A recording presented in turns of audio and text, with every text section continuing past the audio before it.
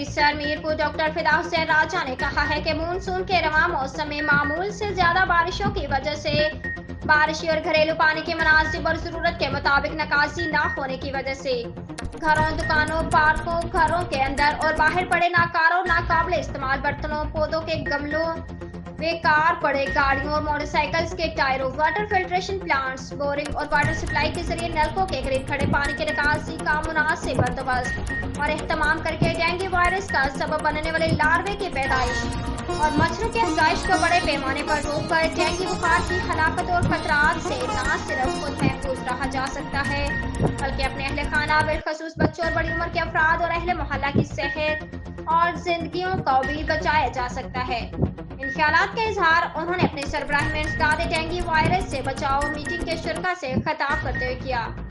Meeting में doctor Fatima Yaqoob, additional principal medical officer doctor Zaheer Iqbal, deputy drug controller doctor Mohammad Ali, senior medical officer Mohammad Riaz, assistant director surveillance EPI Mirpur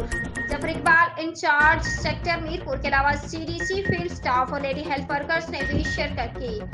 Shahzad राजा, जोर news Mirpur, आजाद कश्मीर।